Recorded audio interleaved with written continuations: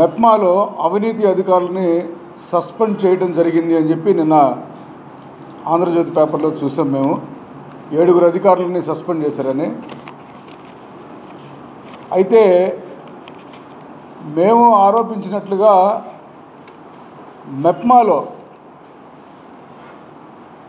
100 కోట్లకు పైగా స్కామ్ జరిగిందని చెప్పి మేము వివిధ రకాలైనటువంటి ఆధారాలతోటి మాట్లాడటం జరిగింది ఆ రోజు ప్రెస్ మీట్లో. నిన్న ప్రభుత్వం ఎంక్వైరీ చేసి 5 ఆర్పీలని 2 సిఓలను వేశారు. సిఓలు కాదంట, పేపర్లు వేసి సిఎల్ఆర్పీలు అంటే ఇద్దరు సిఎల్ఆర్పీలు 5 ఆర్పీలని సస్పెండ్ చేసి చేతులు దులుపుకున్నట్టుగా కనిపిస్తుంది ప్రభుత్వం. ఈ అంశం మీద మరొకసారి ప్రజల్ని సమాయత్తం చేయడానికి, డ్వాక్రా మహిళల్లో చైతన్యం కలిగించడానికి ఈ పత్రికా విలేకరుల సమావేశాన్ని ఏర్పాటు చేయడం జరిగింది. మరి మొట్టమొదట మేము ఈ నెల 6వ తేదీన ప్రెస్ మీట్ పెట్టి మెప్మాలో జరిగిన అవినీతిని గురించి ప్రజలకు వివరించడం జరిగింది. 7వ తేదీన ప్రథమ పౌరురాలైనటువంటి మేయర్ గంగాడ సుజాత గారు ప్రెస్ మీట్ పెట్టి మేము మాట్లాడిన దానికి వివరణ ఇస్తూ ఆమె 6వ తారీఖున మాట్లాడాము, 7వ తారీఖున వివరణ ఇచ్చింది ఆమె ప్రెస్ మీట్ పత్రికా విలేకరుల ముఖంగా. 24 గంటల్లోనే ఆమె అవినీతిని తేల్చేసింది. మేము 100 కోట్ల పైన అవినీతి జరిగిందంటే మీరు ఆరోపించినట్టు 100 కోట్లు కాదు, కానీ 12 కోట్ల అవినీతి జరిగిందని తేల్చేసింది 24 గంటల్లోనే. అవినీతికి బాధ్యులను కూడా తేల్చేసింది మేయర్ 24 గంటల్లోనే. ఆమె స్వయంగా 12 కోట్లు అవకతవకలు జరిగింది మా విచారణలో. దీనికి నిందితులు కూడా 5 ఆర్పీలను చేసేసి బాధ్యులను చేసేసి ఆమె 24 గంటల్లోనే ప్రెస్ మీట్ పెట్టింది. అంటే 7వ తారీఖున పెట్టారు మేయర్ గారు. కలెక్టర్ గారు కలిసిన తర్వాత ఆయన విచారణ కమిటీ వేసిన తర్వాత విచారణ కమిటీలో జిల్లా స్థాయి అధికారులను వేసాడు 3.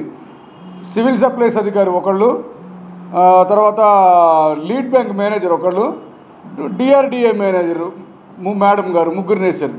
ఈ 3 అధికారులు 16 రోజుల పాటు దీని మీద విపరీతమైనటువంటి ప్రెజర్ పెట్టి కష్టపడి విచారణ చేసి 16 రోజులు వాళ్ళు కూడా నిందితుల పేర్లు చెప్తూ పేపర్కి ఇచ్చారు, సస్పెండ్ చేశారు.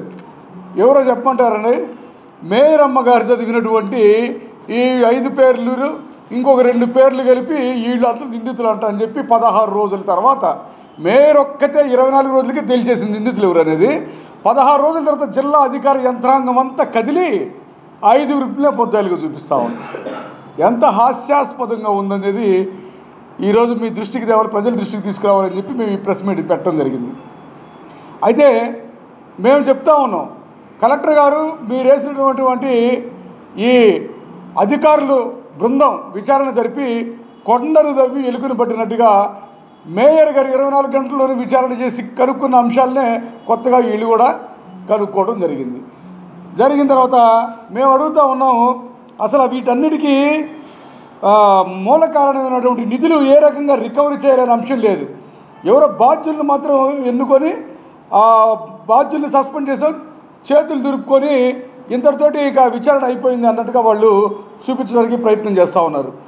విచారణలో వెల్లడైనటువంటి అంశాలు ఏమైనా ప్రజలకు చెప్పారా అంటే అది లేదు. ఏమీ చెప్పకుండా వాళ్ళు 5 ఆర్పీల్ని 2 సిఎల్ఆర్పీల్ని రిమూవ్ చేశారు. కలెక్టర్ గారిని డైరెక్ట్గా ప్రశ్నిస్తూ ఉన్నాం, దీంట్లో బ్యాంకు అధికారుల పాత్ర ఏందో నిగ్గు తేల్చమన్నాం, తేల్చలేదు. ఒక డ్వాక్రా రుణం మంజూరు చేయాలంటే ఆర్పీ సంతకం పెట్టిన తర్వాత, సిఓ సంతకం పెట్టిన తర్వాత, కమ్యూనిటీ ఆర్గనైజేషన్ సంతకం పెట్టిన తర్వాత సిఎంఎం కొండయ్య దాన్ని ఫార్వర్డ్ చేయాలి. ఈ మొత్తం రికార్డు బ్యాంకులకు వెళ్ళిన తర్వాత నుంచి మెప్మా పీడీ దగ్గరికి రావాలి. మరి ఇవేమీ లేకుండా, ఇవేమీ ఎంక్వైరీలు చేయకుండా సిఎంఎం అతను కూడా సంతకం పెట్టి దీన్ని పరిశీలించినటువంటి సిఎంఎంని సిఓని పక్కన పెట్టి కేవలం చిన్న చిన్న తప్పులు చేసినటువంటి 5 ఆర్పీల్ని 2 సిఎల్ఆర్పీల్ని దీనికి బాధ్యులు చేసి చేతులు దులుపుకోవడం అనేది ఇది బాధ్యతాయుతమైన పని, లేకపోతే నిర్లక్ష్యంగా వ్యవహరించడం అని చెప్పి కలెక్టర్ గారిని అడుగుతూ ఉన్నాం. మేయర్ గారు 24 గంటలు తేల్చేసిన కేసుని 16 రోజుల తర్వాత మీ అధికారులు అదే కేసుని తేల్చారంటే దీంట్లో ఎన్ని కోట్ల కుంభకోణం జరిగిందో పరోక్షంగా మీరే ప్రజలకు ఒక సందేశాన్ని ఇచ్చారని చెప్పి మేము ఆరోపిస్తున్నాం తెలుగుదేశం పార్టీ తరఫున. రిమూవ్ చేశారు. సరే, మరి వీళ్ళు చేసిన అవినీతికి ఎంత సొమ్ము చేశారు, ఎంత రికవరీ చేశారు? పోనీ ఇప్పుడు రిమూవ్ చేసినటువంటి ఆర్పీలు కానీ సిఎల్ఆర్పీలు కానీ చూస్తే వాళ్ళకి నకిలీ డాక్యుమెంట్లు తయారు చేసే అంత అర్హత లేదు, స్తోమత లేదు. నకిలీ డాక్యుమెంట్లు తయారు చేసిన వాళ్ళు ఎవరు? బ్యాంకులో సమర్పిస్తే నకిలీ డాక్యుమెంట్లు బ్యాంకు వాళ్ళు లోన్లు ఇవ్వడం కారకులైనటువంటి వాళ్ళు ఎవరు? ఇదే బ్యాంకులు రైతులకు రుణం ఇవ్వమన్నా, లేదంటే ఉద్యోగస్తులు పోయినా కానీ వాళ్ళకి ఆ పేపర్ లేదు, ఈ పేపర్ లేదని చెప్పి కష్టాలు పెట్టి బ్యాంకుల చుట్టూ పదే తిప్పుకున్నటువంటి ఈ మేనేజర్లు ఈ నకిలీ డాక్యుమెంట్లు సృష్టించిన వాళ్ళకి ఊరికనే లోన్ల మీద లోన్లు ఎట్టించేశారు మీ పాత్ర లేకుండా అని చెప్పి తెలుగుదేశం పార్టీ తరఫున మేము ప్రశ్నిస్తూ ఉన్నాం. మేము కొన్ని బ్యాంకులకి సమాచార హక్కు చట్టం కింద పెడితే సమాచార హక్కు చట్టంలో మీకు ఇవ్వకూడదని చెప్పి దాటేస్తూ ఉన్నారు. అంటే వాళ్ళు చేసిన తప్పులను వాళ్ళే కప్పిపుచ్చుకుంటూ ఉన్నారు. కాబట్టి తెలుగుదేశం పార్టీ తరఫున స్ట్రైట్ అవే కలెక్టర్ గారిని ప్రశ్నిస్తూ ఉన్నాం. కమ్యూనిటీ ఆర్గనైజర్స్ విధులేంటి, వాళ్ళ పాత్ర ఏంది ఈ కుంభకోణంలో? సిఎంఎం పాత్ర ఏంటి, సిటీ మిషన్ మేనేజర్ పాత్ర ఏంటి? పీడీని ఇదే స్కామ్ పక్కన గుంటూరు జిల్లాలో జరిగితే పీడీని సస్పెండ్ చేశారు. ఇక్కడ పీడీని వెనకేసుకొస్తున్నారు ఏంటి?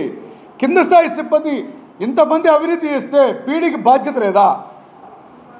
ఇటువంటి పీడీని సస్పెండ్ చేయకుండా మీరు వేసినటువంటి విచారణ అధికారులు ముగ్గురు ఆయన పక్కన పెట్టుకొని విచారణ చేస్తే ఆయన కింద ఉన్నటువంటి సిబ్బంది ఏ రకంగా నిజాలు బయటకు వెల్లడిస్తారు? మీరు ఇంతవరకు అసలు ఎన్ని కోట్ల కుంభకోణం జరిగింది, పోనీ ఎన్ని లక్షల కుంభకోణం జరిగింది అధికారికంగా ప్రకటించారా? లేదు. కాబట్టి ఇటువంటి అన్ని విషయాల్లో మీరు సీఓల్ని తప్పించినందుకు, సీఎంఎంని తప్పించినందుకు, పీడీని తప్పించినందుకు, బ్యాంక్ అధికారులు తప్పించినందుకు తప్పనిసరి పరిస్థితుల్లో తెలుగుదేశం పార్టీ కూడా ఆయా గ్రూపుల్లో బాధితులుగా ఉన్నటువంటి మా అక్క చెల్లెమ్మలు, డ్వాక్రా మహిళలతో అక్కమ్మ చెల్లెలు ఎవరైతే ఉన్నారో మోసపోయిన వారి కోసం హైకోర్టులో ప్రజా ప్రయోజనాల వాద్యం దాఖలు చేయడానికి మేము కూడా ఆలోచిస్తున్నాం. ప్రజా ప్రయోజన వాద్యం పిల్ దాఖలు చేసిన తర్వాత అధికారుల పాత్ర కూడా మేము నిగ్గుదేల్చేటువంటి పరిస్థితి వస్తుంది. మీరే ఒప్పుకున్నటువంటి ఈ అంశాలన్నింటినీ తీసుకొని వెళ్ళి ప్రజా ప్రయోజనాల వాద్యం దాఖలు చేస్తాం. మేము అది దాఖలు చేసి మిమ్మల్ని అందరూ బాధ్యులుగా చేయకముందు నిష్పాక్షపాతమైనటువంటి విచారణ చేసి దీంట్లో మేయర్ పాత్ర ఏంది? మేయర్ 24 గంటలు ఎలా తెలిసేసింది నిందితుల్ని? మేయర్ పలానా 4 బ్యాంకుల పేర్లు కూడా చెప్పింది. అదే ప్రెస్ మీట్లో ఈ బ్యాంకుల పరిధిలో జరిగిన ఎట్లా చెప్పింది? 12 కోట్ల కుంభకోణం జరిగిందని ఎట్లా చెప్పింది? మీ అధికారులు 7 మందిని సస్పెండ్ చేశారు. ఎంత కుంభకోణం జరిగిందో కూడా చెప్పలేదేంటి మీరు? సీఎంఎంలో వదిలేశారేంటి, సీఓని వదిలేశారు, పీడీని వదిలేశారేంటి? మీ అధికారులు ఎవరి ప్రలోభాలకు గురి విచారణ అధికారులు తప్పుడు నివేదిక ఇచ్చారా? ప్రలోభాలకు గురవుతున్నారా? వీటన్నిటి మీద మేము విచారణ నిష్పాక్షపాతంగా జరిపిస్తారా, జరిపించరా? జరిపించిన పక్షంలో మేము హైకోర్టులో వ్యాజ్యం వేయడం ద్వారా దీని మీద డ్వాక్రా ఒంగోలు నగరంలో మోసపోయినటువంటి 45-46 వేల మంది డ్వాక్రా మహిళలకు అందరికీ మేము న్యాయం చేయడానికి తెలుగుదేశం పార్టీ సదా సిద్ధంగా ఉందని చెప్పి తెలియజేసుకుంటా ఉన్నాం.